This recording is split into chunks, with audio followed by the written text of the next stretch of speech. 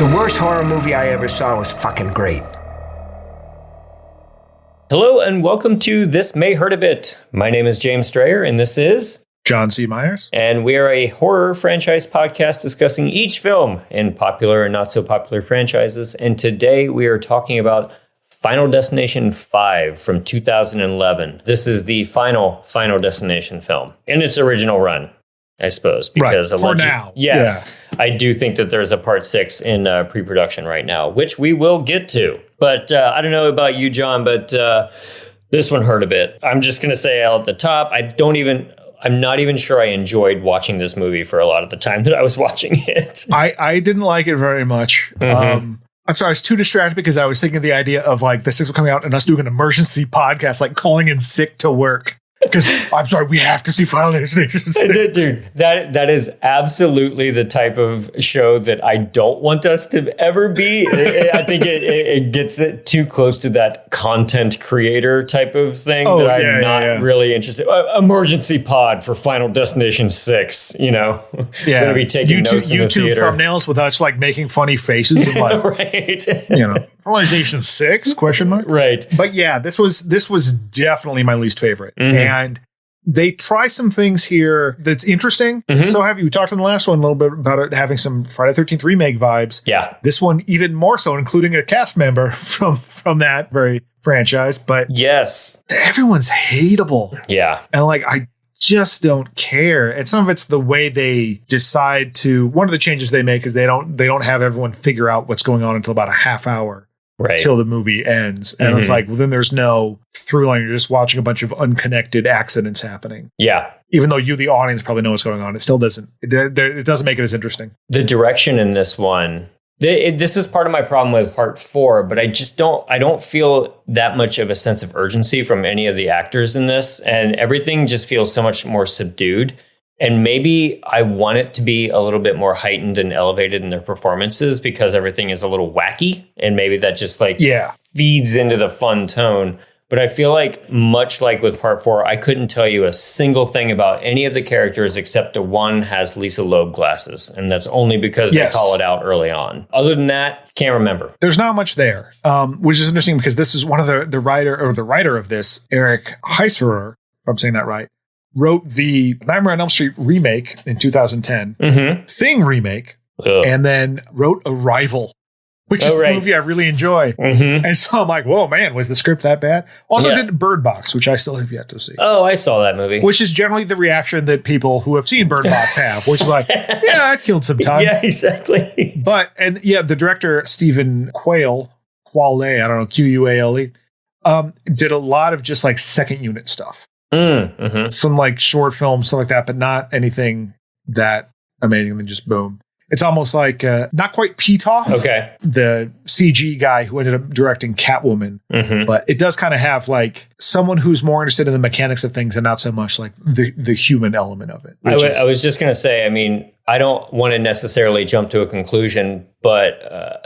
I will. That makes a lot of sense that he was a second unit director because typically second unit directors go out and they could do like the car chase scene or something like that. But like second unit, that could mean a lot of different things to a lot of different directors. However, it's usually not the section with like working with actors, I suppose, which lends credence to exactly what I was just saying. I didn't feel like there was much like directing of the actors there going on. Yeah. In this. Yeah. So that tracks. As we've said throughout, these aren't really like super in-depth movies, but there's usually something. Mm-hmm. And either you can be Mary Elizabeth Winstead in part 3 and really elevate this kind of nothing character and bring something. This one is just like, oh man, this guy works in office, but he's also a chef. Anyway, enjoy that for 90 minutes. Yes. Right. Yeah. I will say the opening catastrophe still done pretty well though. Oh, absolutely. You know, that maybe again lends itself to the second unit director idea, but I did rewind a little bit because for a split second I thought it was the St. John's Bridge here in Portland, Oregon. Absolutely thought the same thing. But this like every single other one has been shot in Vancouver. This one doesn't really say where it takes place, but we find out it's right. We find out where it takes place by the end of the movie. So yeah, the opening incident for this one is a bus full of coworkers, and this could be totally my fault, but I didn't catch that they were all coworkers in the outset. I didn't know that they were going to some stupid work retreat. For whatever reason, I missed that. And I was like, who are all these people? Like, why do they care? You know, all that. That was on me from the beginning because I just pictured like an executive going like, so people really like the Office. Why don't you do something with that? Oh God, you're probably right. Because it's like because you have not only do you have like the salespeople, you also have the guy that works in the warehouse. Yep. And they go out of their way to like make sure you know that everyone sucks right off the bat, which was a bizarre choice. Like having David Koechner be an awful, irritating boss. Okay, fine. I get that. And I like David Koechner a lot. I think that guy's very funny. Absolutely. Yeah. And so I'm always pleased to see him. Our main character, Sam, his best friend, Peter, who is like a reheated Tom Cruise. Tom Cruise and Dave Franco got into a telepod to make out. And then they fused together. And I'm just reading my diary out loud at this point. I'm sorry.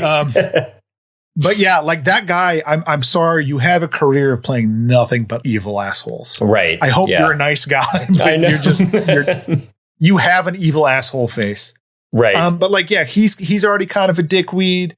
That like Sam's girlfriend breaks up with him right off the bat. So I'm like, okay. Well, and then I love when the Lisa Loeb glasses that you mentioned. She shows up. Olivia Castle shows up and gets dropped off by like her rocker boyfriend, who I like. He's got like Sid Vicious thing, but he's like, oh, you look like Lisa Loeb, which us punks really like is Lisa Loeb. Okay, so this is a gigantic pet peeve of mine. I may have even brought it up on the show before. When Hollywood films try to do certain, like, you know, for lack of a better word, counterculture or like subculture type of thing, my eyes are on radar immediately to see what they get right and wrong.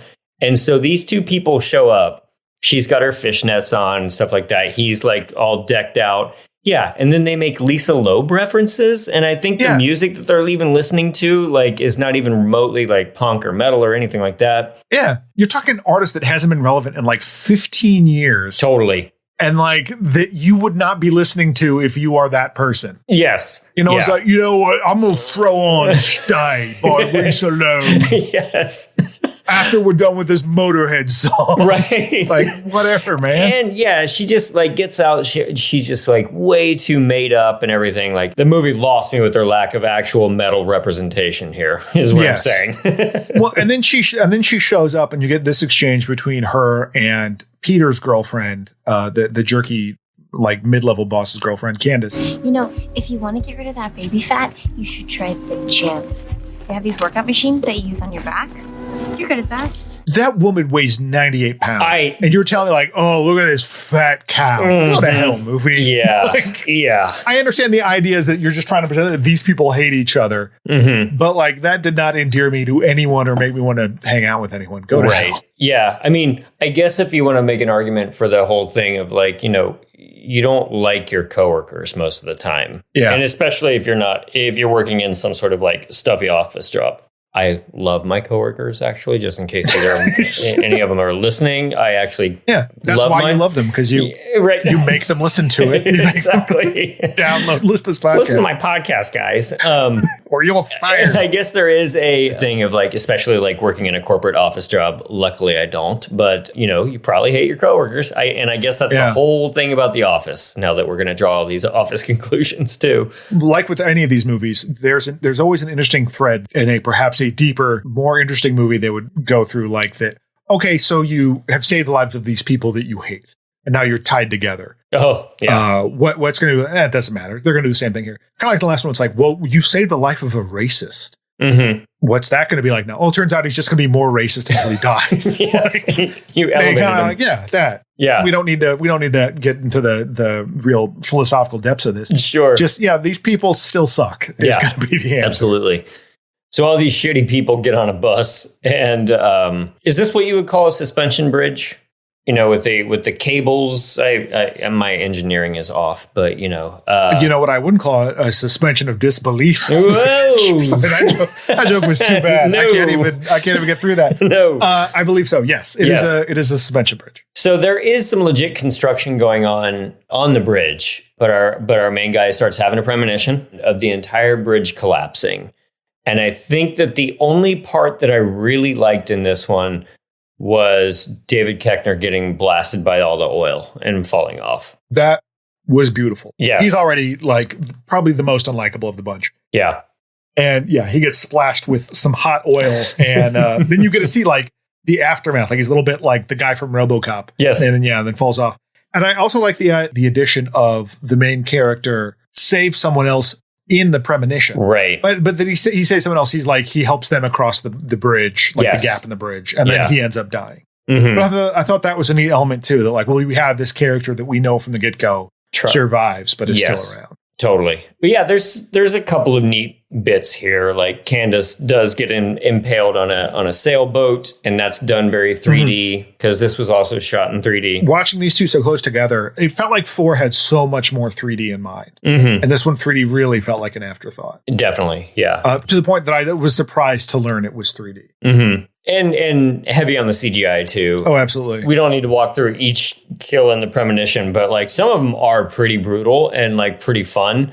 But again, they're so dang CGI'd at this point. It's a little less effective to me. My first thought was after he gets everybody off the bus, like there's a lot of people on this bus, and so I just wrote down like, oh my gosh, we're gonna have so much fodder in this movie, like so much cannon fodder. Like, are we gonna go big here? And I don't think they really do throughout the rest of it. Yeah, I mean, I like the idea that some people are like, I'm not getting off the bus. This guy's an idiot. Yeah. But unfortunately, the people that do get off the bus do get off the bus. Mm-hmm. We skipped over, and rightfully so, Isaac. Just one of the worst characters this series has had. I long for Frankie Cheek. Yeah, Frankie Cheeks is the Continental, is a Lothario, is an enjoyable person to be around compared to this guy. Yes. There's nothing believable about this guy. Mm-hmm. Like, this guy's just a piece of shit. I'm supposed to believe that he's like working all these women. So like, that's like, okay, sure. Yeah.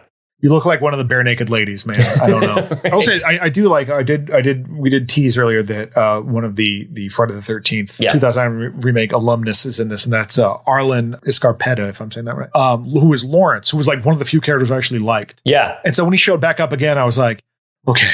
Yeah. He's here. At least there'll be someone I can hold on to. Sure. He does a thankless job of being somewhat likable in this as well. Yeah. After everybody's taken off of the bus, a policeman starts interrogating the kids, like mainly about, like how'd you get that hunch? Not just any policeman.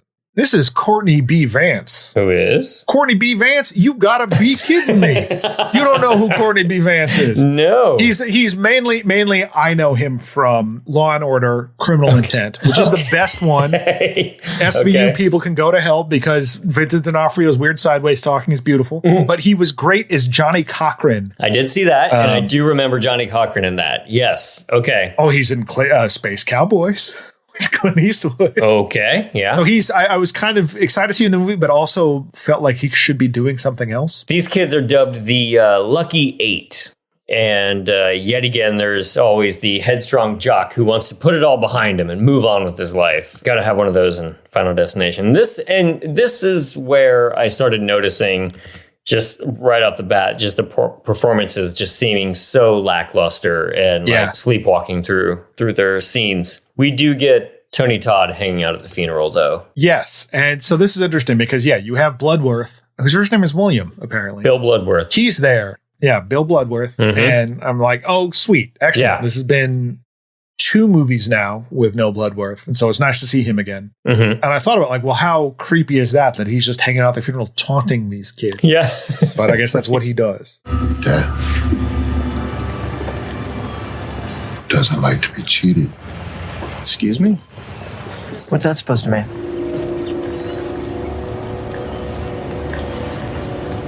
You all just be careful now. The main kid works in a kitchen, but also at an office for whatever reason. He goes to his girlfriend's house. He says he needs to go to Paris with her. Yeah, he can get an apprenticeship. Okay. Doing chef stuff in Paris. Gotcha. Which is the only place to do. There's no restaurants in America other than Applebee's. So he's got to go to France. We cut to a gymnastics practice. One of my younger sisters, Katie, who may or may not be listening to this, was a gymnast for many, many years. And so I spent so many Saturday mornings as a sullen preteen going to gymnastics rehearsals and gymnastics meets, listening to music on my little tape player and stuff while watching her and her friends do flips like this. And so I immediately, like, I don't want to say seized up at the memory because those are nice memories. But when I saw the gymnast routine, I was like, oh, I know all about this stuff. So yeah. Yeah, I'm just imagining a crowd of people and you like dressed like Sandman with like big headphones on. Just, Yep, you're not far off. Reading my fantasy novels and listening to my tapes. Yeah. Dragonlance and Susie Sue, you got me through so many. I mean, you are not far off, friend.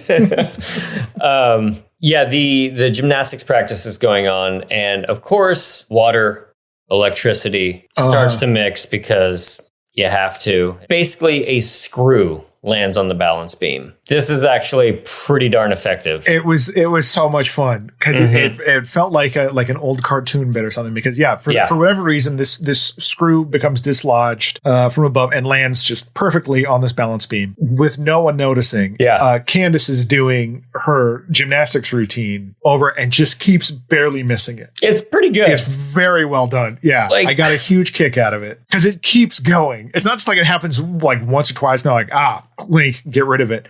No, it just does not stop. I really wish that I could point towards a specific film that I'm thinking of, but I will dare say it's kind of Hitchcock style of just like, something is right there. And the character just keeps missing it each time. It's really well done. Because it's also like, it's a pain that What, not necessarily stepping on a screw, but like, you can't have a Lego fall from the roof and hit the thing.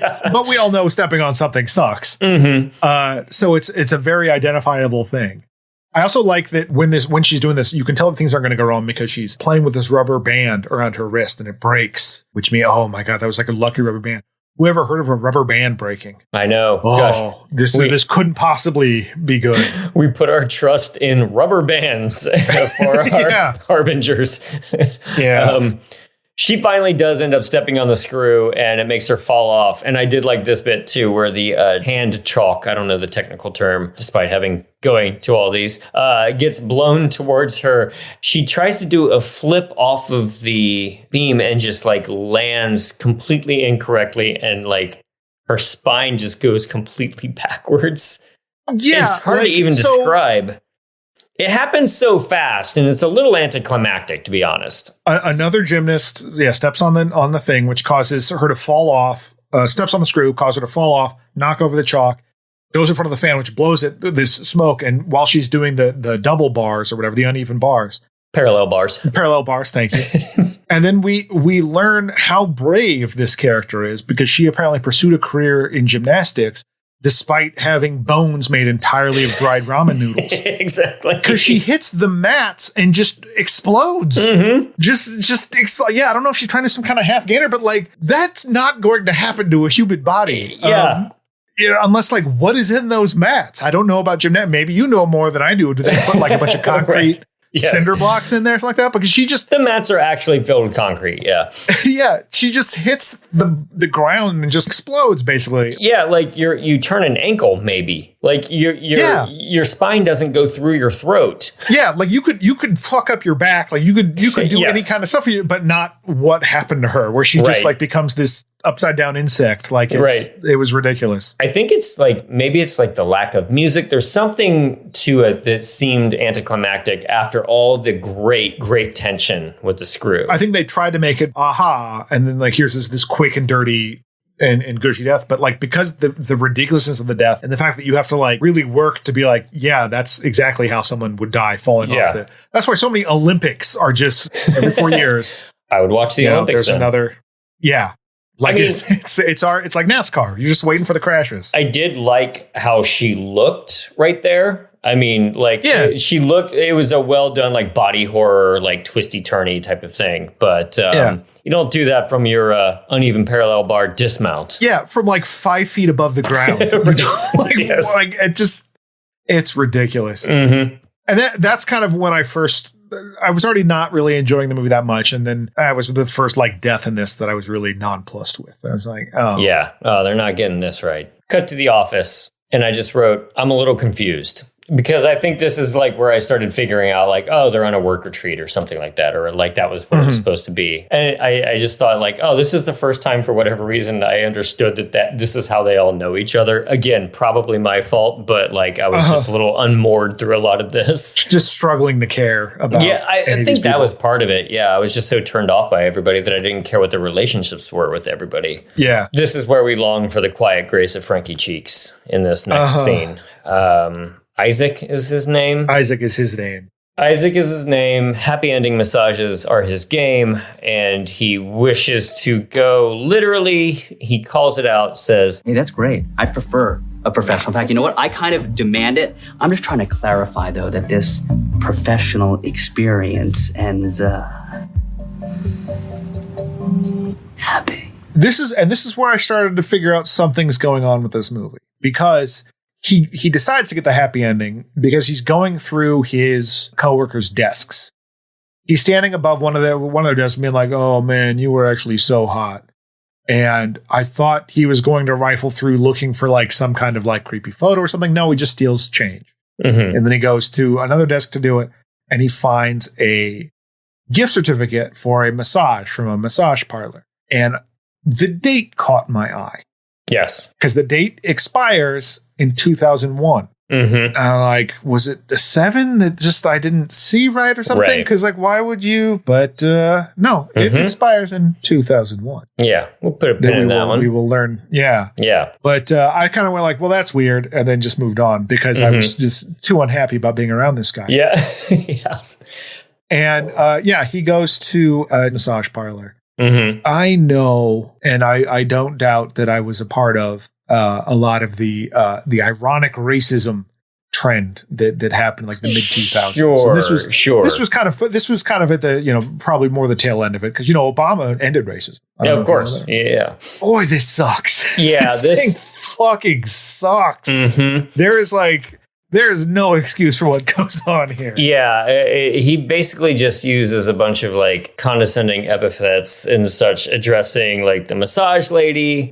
He's upset that he gets an older masseuse rather than a very young masseuse that catches his eye. Just basically just berates this woman for a long time. Yeah, and they try to play it off like, look at what an asshole this guy is, and that the older Chinese woman is like, yeah, I know what you're saying. I can speak English. You're just an asshole, and I hate you. It's like, no one's having any fun watching this. Yeah. This is all terrible. Like, the joke isn't even worth it. Like, this guy's just being a piece of shit and it sucks. It's the funny thing is because if you have a ton of horror movies under your belt, like you just know that there's like offensive stuff. There's like, lurid scenes. There's terrible people, all that kind of thing.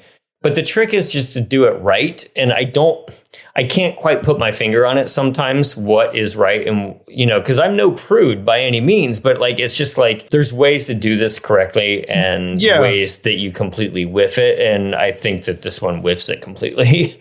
The tone was wrong because it wanted to act like he was actually the butt of the joke, but it felt very much like a hedging of the bets, like a hedge with that. Like, it felt like, no, we're actually laughing at him, but we're going to let him say all this horrible stuff. There's a great, one of my favorite TV shows is Futurama, and there's an episode where they go to the giant planet. In the commentary for it, one of the writers is talking about how like they figured out that you can say all kinds of terrible stuff as long as the person that says it gets hit. Then it's fine because they make all these like sexist jokes, but then they get hit, and it's like, okay, it's fine. And they try to do that here, and it doesn't work because it's like you're also supposed to feel like worry and sympathy for this guy because he's okay, this is probably going to lead to his death, otherwise why are we watching this? So ask me to be sympathetic to him while also having him be the butt of the joke doesn't really work. Whereas the racist in 4, they just went like, look at this asshole, now he's on fire, okay, goodbye everybody. Like, it's just, they made me wallow in it and I hated it. Like, I just did not enjoy any moment of it. And plus, like, for whatever character this guy's supposed to be, he's supposed to be this womanizing guy. Like, this guy doesn't have the chutzpah to do it. No, like he's not a Lothario in any sense. And is the joke supposed to be that he is a Lothario, but he looks like that and acts like that? I don't know. It doesn't work. Yeah. Putting too many layers on it. Now, if you had twice baked Tom Cruise be that guy, would have worked. I think it would have worked a little bit better. I still might have been bad. You probably still would have been bad, but like, sure, I just can't buy it with this guy. But so he gets a whole bunch of acupuncture needles in him. And well, I think that's some of it too, is that like he just keeps insulting everything around there. Like he's like, oh, Buddha, lay off the rice cakes. Oh yeah, and it's just not funny. But I like the idea of, doing something with acupuncture. Here's a whole bunch of needles in a body. Something's going to go wrong there. Yeah. The masseuse, she knows what she's doing too, because she can tell this guy is an asshole. So it did remind me of, I'm not sure if it's a Miike film. It's The Audition. It reminds me of the end of The Audition, of like gently putting needles into somebody where she's very aware of what she's doing. It doesn't take it that far, obviously, but I flashed to that during this bit. Yeah, we talk about the unlikable characters and their meaning their demises. That the deaths in these movies are fun. Like that's the thing. They're part of the thrill, part of whatever. But when I'm just sitting there going like, God, I can't wait till this guy dies. Mm-hmm. I feel like this is the first one that I've really like counting down the minutes. I'm like, just kill this guy already. So again, like, you should be enjoying the suspense, right? Even the racist in 4, it was fun to have it happen, and like the gags as it played out was fun. This was like, just kill this guy already. Even Hunt in 4 was like, well, okay, well, I see where this is going. But they wisely intercut that with Janet. So you're like, well, I'm concerned about that too. So me spending time with this asshole is heightening the tension because I'm not focused on Janet, who's in actual danger. Sure. Whereas this is like, no, just wallow in this piece of shit, the whole thing. And then eventually we'll kill him. And you're supposed to feel a way about it. We don't know. We're not going to try to tell you. He falls off the table and gets stabbed a little bit more by the acupuncture needles. You think that that's going to, like, he's just going to die by being impaled. But no, the Buddha statue that he insulted earlier ends up just falling on his head and squishing him. It was fine, but I was more just like, let's just get to the next one already. It was a long way to go for that karmic retribution. It wasn't worth it. Yeah. But yeah, so he dies, and I don't know why Sam is there for whatever reason, because he sees Isaac getting like loaded in. And who else is there but Bloodworth, Tony Todd? Yes. Yeah. Tony Todd, also tells them that death is hunting them because, he had the premonition and they survived and they shouldn't. The classic Final Destination thing that we all know and love. There's 2 other reveals here that I think are interesting. And one is this wrinkle that is never brought up again, or is not brought up to this point. You're not supposed to be here. You're shorted death. So you let death have somebody else in your place, and then you take their spot in the realm of the living, all the days and years that they've yet to live. And they take your place in death. You can kill someone. It's not just that you save someone and skip them. It's that it's like a life for a life. Is that you can kill someone and get out of it. This is a new rule. This is a new lore, right? This is new rules. It's Bill Maher time. Also that Bloodworth is a coroner. Before we've just seen him be like a mortician and a thing, but here he's a coroner. But you can tell something's not right because he's not eating. He's just standing there. Good coroners are constantly eating. No sandwich. No sandwich. No slice of pizza. Yeah, so something's up with this guy. Now I like this concept of the wrinkle that like it's a life for a life. Yes. I hope that if, we already mentioned that they're talking about doing a part 6, or at least do a spin-off of like Tony Todd's Death Squad, where it's like Suicide Squad, where like it's like Suicide Squad mixed with Unbreakable. Tony Todd goes around to these horrible catastrophes that happen and recruit the people that have survived, and then it's like, okay, I'm hired by the government to like do assassinations. You can still live if you go kill this head of state over here, life for life. Go.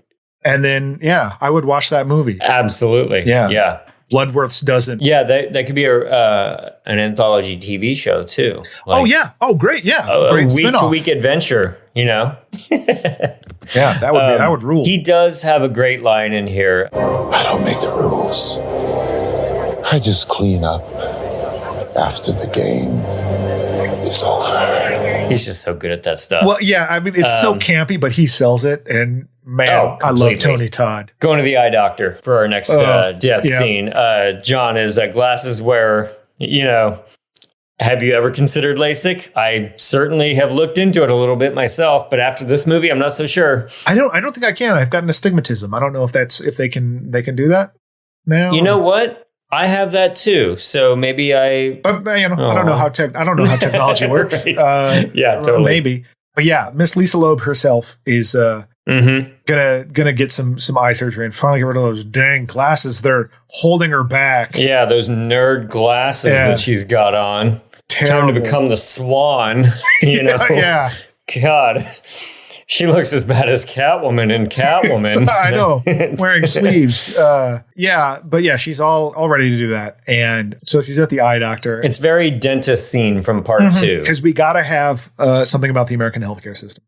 And she's in there. Before she goes in, she throws out her glass. They have a big like tub that's eyeglass donation. And she throws her eyeglasses in there. And he's like, that's the first step.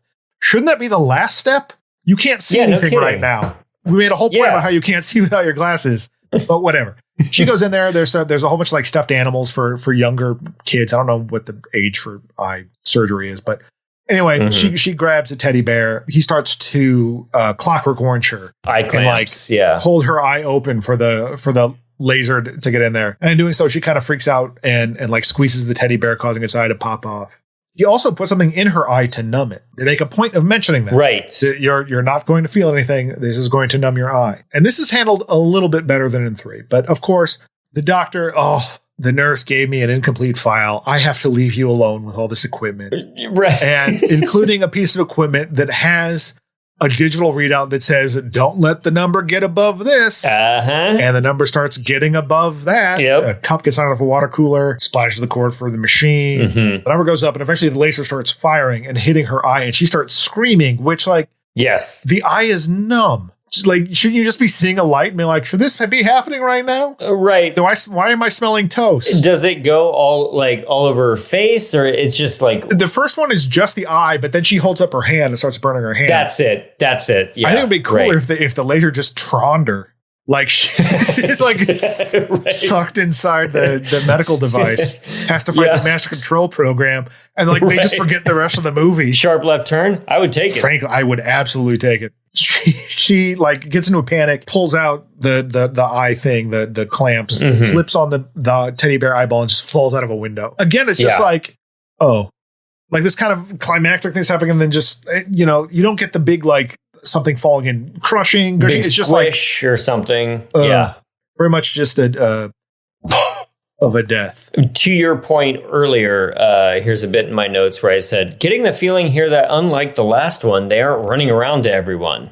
Yeah. So that's where it like clicked with me. It was just like, we are watching a bunch of unrelated accidents just happen with no protagonist shooting through. Now, I would understand from a writer or director point of view, it's just like, well, can we do something different this time? That's a very important, action to keep things moving forward. Like, you need that linchpin to hold everything together. Otherwise, it's just like, we're watching a bunch of clumsy people. Right. Well, it's like, imagine a Friday the 13th part 6, where it's revealed at the end of the movie, it's been Jason killing them the whole time. Yeah. Like, it's like you're trying to add this like mystery into it that like, I know, and presumably the people that are seeing part 5 of this series know, but like the cast members don't know. And that's, there's, as we talked about, like there's reasons for them to not know this stuff. That's fine. But like when you take away that driving force behind it, then it's just, I'm just watching America's Funniest Home Videos, but like gone wrong. I'm just watching a bunch of unrelated. Well, there's no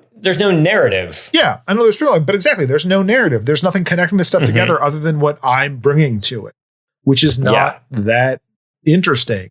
I like watching these people like struggle and fail against trying to stop death. Instead, it's just like these accidents happening, and particularly when it's like, because so much of this has been built on like, oh well, it's going to be this, so we have to stop them from doing this. No, it's this whole other thing. Like, that's a small piece of it. That gives your like main characters no agency at all. Like absolutely. They're not figuring anything out. They're not doing anything. They're just sort of drifting. Although I just had a thought about that will only make sense at the very, very end. So I will come back around to that. Get back to the cop. He is trying to convince the kids that they or tries to get the kids to admit that they know something that they don't really. He's going through all the ordering of anyone who dies at this point. And we get back to the factory. I just wrote like, there's a lot of union stuff going on here. Like a lot of like worker unrest going on at the factory. Yeah. This like starts to come a little out of nowhere too. Like I was, maybe it's also just because everything is so disparate. A hook just falls kind of out of nowhere and takes out Roy, right? Like there's no like real lead up to this point. No, so Roy is this guy that works in the factory that has a beef with Nathan, who is played by Arlen Escarpeta that I mentioned earlier from Friday the 13th. They got some beef, and you think maybe it's going to be a racist thing or something like that. Well, turns out Nathan is Roy's boss and has to like call him into the office because Roy just wrote "fuck you" on his time card, and Roy's mad because they've been cutting hours, and Nathan's like, well, we've cut everyone's hours because no one works here anymore. Everyone's dead, basically. And I think like that's kind of an interesting little aside there about how like, well, yeah, here's how the deaths are actually affecting the survivors in material fashion. This is the death economy. Yeah, we'll just use this as a way to like have this set piece and whatever. It's fine. But yeah, he starts to see like that, like this hook is gonna fall down, and he's like, we got to move. And he's like, no, shoves him. Hook falls between them, collapsing the floor. Roy falls through and like ends up getting his head impaled on the hook. That was it. Yeah. Roy afterwards, Peter, who's starting to lose it because Peter is twice baked Tom Cruise. That his girlfriend has died.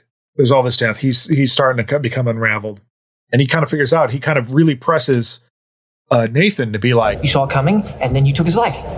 You put him in the way. I didn't really do anything. Tell us the truth. Did you or didn't you? Hey, Peter, calm down. Did you or didn't you? Did you or didn't you? Yes. I think I did. yeah, you killed him, so you're safe now. It's not that like this thing was supposed to kill you and you avoided it. It's that you killed him, you took a life, so you skipped. So now you're skipped in death's design. So Peter's trying to get a little unhinged, and I kind of enjoy the little aside that there's a runner that happens just a couple of times with David Koechner, where he sees Peter get upset about something and calls Courtney B. Vance and is like, yeah, he's really mad, freaking out about something. And Courtney B. Vance like, he's just mad. And he's like, you told me to call if I saw anything odd. I don't know yet, but thank you, Dennis. And call me if you see anything strange. Stranger. Should we maybe have code names for one another, do you think? Over and out. That was a good bit. that was a fun little, like him getting way into it and the cop kind of being like, get out of my face. But so we're starting to see we're starting to see Peter really starting to like lose it and start to really glom onto this idea of killing people to skip his own death. Did you catch Peter's last name? Oh, what is it this time? Friedkin. Oh, Peter Friedkin. Yeah. All right. Yeah.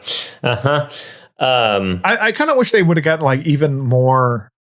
I mean, like it's not like William Friedkin's like that unheard of, but like give me like a Fred Olin Ray reference, or you know. Yeah. Well, O'Banion in the last one was. I appreciated that one. You give me a Charles Band or something like that would be. Yes, that'd be great. Yeah. That would be great. Or just start naming them after movies. Like give me a Roy Microwave Massacre. We get back to the kitchen where our main character is. Well, before we get to that, did I skip something? Yeah. Well, you know who didn't skip something? Was Death.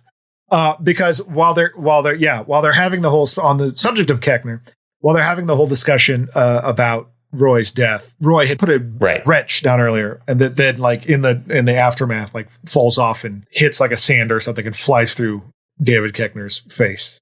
It's very much like, oh yeah, we got to kill this guy. Okay, moving on. Get him out. It was fun. It was a fun surprise, but it was also just very perfunctory. Completely, yeah. So we're in a kitchen where our main character also works. And it just reminded me, I just watched all of Bear a few months ago. So it reminded me of that. Remind you of something better while watching this, I mean, I know some chefs. I have never worked in a kitchen in any capacity. But the whole time watching it, I'm going like, he should be saying yes, chef, and no, chef. Exactly. Like, come on, man. What am I doing? Yeah. Show some respect for your superiors in the Final Destination world. Yeah. Look, I've seen Bake Off. I know how these things go. Yes. There are a lot of good close-ups in this sequence, though, of like meat getting chopped up and walked around, and like that's kind of fun. Yeah. I mean, and I'm kind of bummed they didn't do more with this, because like that's such a rich environment for all kinds of nonsense. Absolutely. And they hit you with a couple, but like I was sort of expecting more, and they really don't. Mm-hmm. Missed opportunities. Sam has dinner late at night with his girlfriend and says like he took the internship, Peter Friedkin comes by and asks him to come in, downs a glass of wine, says it's all okay. It's just really like, does Peter act like he's a serial killer here in this bit? Because like he is just like at this point he's going like full like killer guy. Yeah. He draws a gun on them and tries to shoot them. He basically somehow like turns on all the flames in the kitchen at this point. So and then everything goes kind of haywire. Well, because he gives this whole speech about how like he can't stop thinking about stealing another life to save his own because he's so worried about being next. He talks about how he almost pushed a woman in front of a truck. I realized that I couldn't kill somebody that didn't deserve to die. And I thought about Candace, and I thought, wait a minute. Candace didn't deserve to die. Olivia didn't. Dennis didn't. I don't. Do I? No, of course you don't. Well, none of us deserve to die, then why is it that you deserve to live, Molly? Candace died, and I remember you telling me that you saved Molly in your vision, that Sam's girlfriend Molly, that he saved her from the collapsing bridge that I mentioned at the beginning. He's like, so you technically don't deserve to live because you probably should have died. I don't understand his whole reasoning, but it's basically like, well, I'm going to kill you because you shouldn't be alive to save my life, and that will assuage my guilt for having killed you. Where, to me, it's like, and audience don't do this. Killing a stranger is going to be way easier. You know what I mean? Like you don't know this person. That's just it's the Harry Lime cuckoo clock, or no, the Harry Lime, like so many dots moving. Where it's like you get a certain far away from, like, you have talked to this person. You are friends with this person. And I understand, it's supposed to be that he is, becoming unhinged because of his grief or whatever. But it's just his reasoning for it really doesn't make much sense at all. No. And but he's gone full nutso trying to kill them. And he knocks Sam unconscious with a gun, and he's going to turn all the burners on and all stuff. Because he's also shot at like some sort of oxygen tank or some sort of tank they have in there. It's like, all right, well, I'll start as this you fire. do in action video games. Right, exactly. Yeah. And he shot the red barrel, and he's like, well, I'm going to let the restaurant blow up, and that'll kill him, and then I'll be scot-free. But I have to kill Molly because you just, you witnessed a murder. Because he also kills the cop, because Courtney B. Vance shows up. Oh, right. And he shoots show the up cop. and cop gets shot. Yeah, cop gets shot, but he's like, no, I have to kill Molly because you just witnessed a murder. Right. Yeah. And so they struggle, and in doing so, like, the gun gets thrown onto a stove. Yep. Peter's about to kill Molly, and then Sam stabs in the back with the large skewer that we saw earlier holding the meat. Yeah. And it's driving me nuts because the whole time they're doing this, the burners are still on. Like, turn off the burners. Turn off the place. Blow up. Turn off the burners. Be safe. Where's Reggie to put his thumb on the things? Just turn off the burners. Right. Yes. But then, like, the gun actually goes off and misses him, because then he figures out that, oh, well, because I killed Peter, then it skipped me. You know, so we're all fine. Yeah. A lot of this was so convoluted, and I guess this would be the first time that there's a human villain in one of these movies. I guess they tease it in 3, and it would have worked out so much better in 3 because these were characters that we kind of got to know and like spend time with, and I feel like they didn't have the depth that they did in 3. For even if it's like a shallow puddle in 3, they still had more depth than what was going on here. Right. And I think because the nature of, like you said, we're just watching these unrelated things happening. We're not spending time with the characters throughout it. There's no real connection to these people. Yeah. It makes this last battle kind of like, or this last set piece really anticlimactic, because it isn't this huge event. Because normally there are these big external things. I mean, even in 3, you had McKinley showing up and like fireworks and all this other stuff, and the woman being dragged by the noose. Like, there's also, this is just like fighting in a kitchen. Yeah. Okay. It just it doesn't seem as exciting. It doesn't feel Final Destination-y. Yeah. This is very much where we go back to do you do what works, like in your sequels, or do you try something new and it falls flat? And they tried something new with this, I feel like, to make like a human like conflict. Yeah. And I don't watch Final Destination movies to watch like 2 teenagers like punch each other in a kitchen. Like that that's not exciting to me. Or at least like make it even bigger. Like have that happen. Like, I don't know. The kitchen is on a roller coaster for some reason, you know, like this is Final Destination, damn it. Like it really felt lacking. Right. Because it was more like the concept of it, the philosophy of it isn't as interesting. That's not why people are coming to see this movie. No. They want to see the big, wild machinations of death. Mhm. And yeah, I feel like they missed that in this one through a lot of the, like, I think the eye laser one is really the best example. The rest of it just kind of, I mean, like the screw thing was great, but then like the death was like, and then they die. Yeah, a little bit. I feel like the rock through the eye in 4 was better because it was like a thing you could imagine killing you rather than, falling 2 feet onto a mat. But right. To a soft mat. 2 weeks later, are people on a plane? It kind of reminds you of the first film because you're like, oh, the characters are now on an airplane. We haven't seen an airplane since they're going to go to film. Paris, nonetheless. They're going to Paris. We see that he's on flight 180. Yep. And then realizes he starts to have a premonition. We realize that he is another person who is on the plane from the very first movie, the Flight 180. He's on the plane when the plane this explodes. is technically a prequel. So we've come full circle. I got a huge kick out of that. I did kind of like that. Again, if I had seen this one before, which I don't think I had, I completely forgot about this.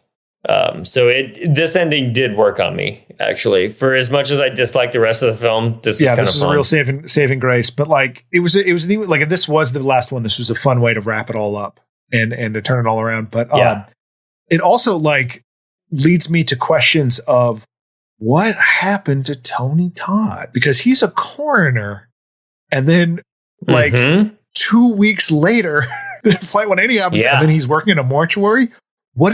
How many kids did you harass in that 2 weeks? How many funerals were you at? Where you're like, you're all going to die. But this explains why the gift certificate expires in 2001. So the thought that I had put a pin in. So the other films are all about two characters running around trying to convince everybody of Death's design. And it's usually because somebody's done some research about it and says like, oh, look, Flight 180. Oh, look, a roller coaster. Oh, look, a log on a highway. If this is a prequel, then they didn't have any research to be doing. And so they could have been just floating around like, well, I don't know what's going on. That's a good point. Maybe that's lazy, but I think it's kind of fair. It doesn't make for a good movie. I'm not excusing it. I'm just saying like, I can see the logic if they're just like, if we're not going to have characters run through everything, even though what's his name did that in the first film. Yeah. But he kind of put two and two together. There were still like the putting stuff together and that moving things forward. So even if they did that without referencing the other ones, which would have been fine. Like if he just like came to that conclusion on his own. But I think they went too far in that other direction, like you're saying, where it's like he would have no way of knowing. He wasn't on goregallery.com or whatever. Looking for all the deaths. Because I feel like, and I think I didn't notice that myself because I feel like 4 didn't do it as hard as the previous 2 movies did. Yeah. Which is also interesting because I was thinking about how like the only survivor that I'm familiar with at this point is 2. I mean, I know the cop is still alive, creepy cop, and also the main character in 2 is still alive, but like hasn't been on like a speaking tour or whatever about like death in you and here's how you dead. Yeah. But like people are still just doing like weird research online, but there's just a dearth of that in this one. But I do think like you said, it kind of robs some agency of these people. If it's like some of it's interesting of them trying to piece together the mystery, and even though it's like Columbo starts with you seeing the murder, then you're watching Columbo figure it out. Like I want to watch them figure it out, not like have them be like half hour before they be like, hey, you know what? I wonder if this is the case. Oh, I guess it is. All right, not exciting. Not very exciting. Did you watch through the credits? Oh, I didn't. Was there a thing? Roy shows up. Oh, yes, I did watch this. And they're having a memorial. Okay, yes. And I can't remember the dumb logic of he talks to somebody in the bar where they're holding a memorial for someone, but a landing gear, a wheel from the plane comes down and just crushes Roy. Well, it's almost like sewing up the last loose end. Because it's Roy's funeral. It's Roy's wake. And that Nathan killed Roy, but the guy at Roy's funeral tells him Roy was going to go anyway, any day now anyway. Yeah. Which is okay. Which like So it turns out his stealing his life didn't really matter. I get it, but at the same time, it's like, yeah, he still took his life though. How many days do you have to have left before it's valid? Sure, it was a funny gag though. I'll take it, but it's just, it was a good ending. Like I'll take what I can get from this movie at this point. So, and with that last additional death, let's honor our dead. Candace Hooper, played by Ellen Rowe. Spine snaps in gymnastics accident. Isaac Palmer, played by PJ Byrne. Head crushed by falling Buddha statue. Olivia Castle, played by Jacqueline Wood. Fell to death after LASIK surgery. Dennis Lapman, played by David Keckner. Impaled through face by flying wrench. Peter Friedkin, played by Miles Fisher. Impaled through the spine with a meat spit. Molly Harper, played by Emma Bell. Bisected through waist by airplane wing. Sam Lawton, played by Nicholas DeGasto. Incinerated in plane explosion. Nathan Sears, played by Arlen Escarpeta. Crushed by falling landing gear.